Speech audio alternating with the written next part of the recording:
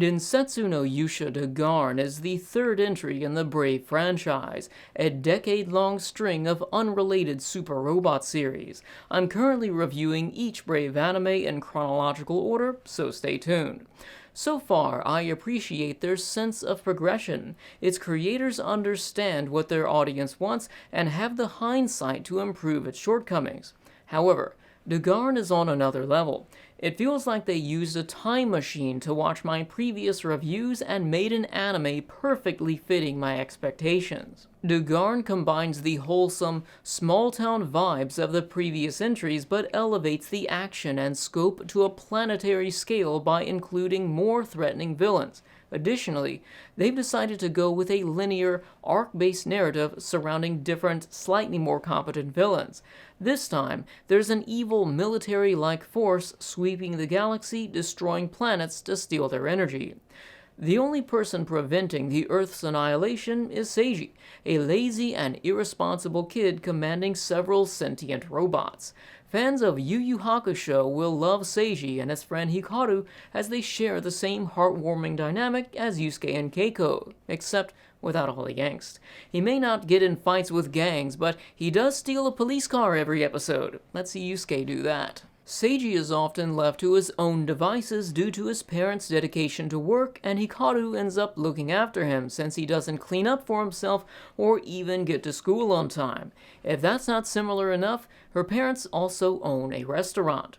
Although Seiji isn't the ideal candidate for commanding a team of powerful robots, that's what makes his journey enjoyable as he struggles with the demands of these new responsibilities. However, his heroic commitments become the catalyst for his personal development, adding a coming-of-age element as he realizes that being a hero is about more than using a private jet to take trips to the beach and flirt with women. Although he's only directing the robots with voice commands, he still has to make crucial decisions impacting his environment. After all, he doesn't want to destroy cities, blow up animals, or step on people mid-battle.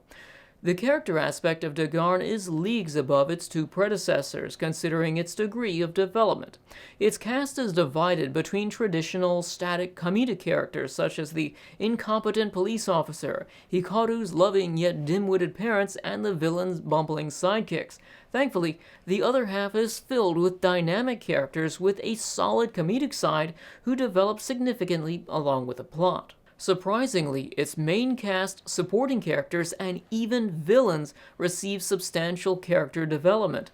Previous Yuusha entries limited most development to the final arc, but this new arc-based linear format allows incremental character growth throughout the entire series. For example, Seiji's parents are side characters experiencing self-doubt over the success of their parenting due to their work-oriented lifestyle.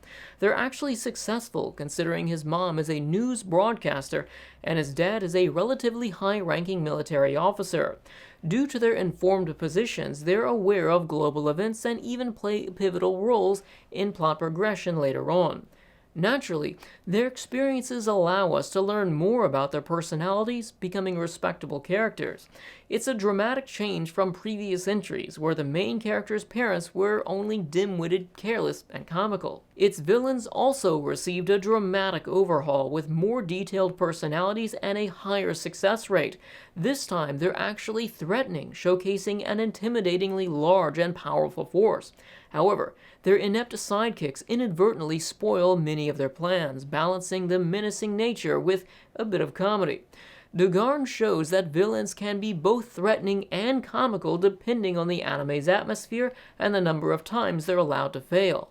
The first villain, Red Lone, feels like a cross between Darth Vader and an 80s-era Gundam antagonist. Although he is the shallowest villain by far, he is enjoyably stylish and irrelevant after the first arc, so it's not that big of a deal. He commands an army of machines with a military-like formation on a scorched earth campaign. However, his AI companion counterbalances his fearsome aura by misinterpreting nearly every command. For example, he experiences a bit of mech envy when seeing Seiji's transforming companions. His desire for an evil set of similar machines was initially thwarted by his subordinate's first production of whatever the hell this thing is. As much as I'd like to go in-depth on the subsequent complex villains, their appeal falls into spoiler territory due to their detailed backstory, character development, and plot twists. Da Garn puts on a masterclass for balancing drama, suspense, and violence with comedy, positive morals, and wholesome character bonding. It's easily one of the most balanced anime I've ever seen. It never once felt jarring between significant events or as the plot gradually transitioned to becoming more serious in its second half. This pacing dramatically aided its final arcs and ending, considering it's no longer distracted by episodic content. Without spoiling its ending, the conclusion of Da Garn is by far the most exciting and emotional ending I've ever seen in a super robot anime. It's not as extreme as Gurren Lagann, but I had that same sense of awe and fulfillment after finishing.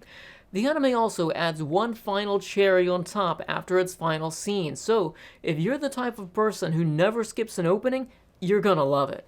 As for its openings and closings, every Yuusha entry so far exudes passion. It feels like they genuinely have fun and love what they're making. They're cute, exciting, and funny. They know the perfect way to set the mood for an anime, with a majestic opening drawing you into a fantasy world and a wholesome ending giving you closure and relaxation after seeing this world at risk for 20 minutes. Even its eye catch brims with personality as it looks like something ripped straight out of a manga. Moving on to the action, Da Garn once again exceeds expectations. Previous complaints about having too many lengthy, reused animations and repetitive fights are all gone. Of course, they still reuse the beautiful transformations and final attack animations, but they do a better job of shortening them, creating alternate animations and occasionally skipping them entirely. The battles themselves have also improved due to the enemy's hands-on approach instead of sitting back waiting for the kaiju to do their dirty work. Kaiju are still sparingly used, but the anime favors mech-on-mech combat. As far as its mech designs, Okuwada got creative with the villains not looking too similar to his other styles as in previous entries, to my knowledge. The heroes' mechs are a vast improvement in my opinion because they're much closer to a mix between Gundam and Transformers, which I prefer over the Super Sentai style mechs in Firebird. I think its heavy environmentalism themes worked well for this combat style. Their message of humans being one with nature is complemented by Seiji giving voice commands from the ground, often getting caught up in the chaos of battle from an ant's perspective. One of my favorite moments was when a massive tsunami approached the coastline while mechs fought in the air as Seiji rushed to save zoo animals. Examples like this set Da Garn apart for merging story and action instead of struggling to balance two separate aspects. Overall, Da Garn was everything I wanted to see in a super robot anime and more. It was the perfect blend of silly and suspenseful without jarring transitions. The characters were lovable and well written, and the battles were exciting. Therefore, I see no other option than to award it a 10 out of 10. Admittedly, I haven't seen many super robot anime, so this may be symptomatic of my inexperience. Still, Da Garn easily became my favorite of its subgenre, so I hope you give it a chance even if you're not into mech anime.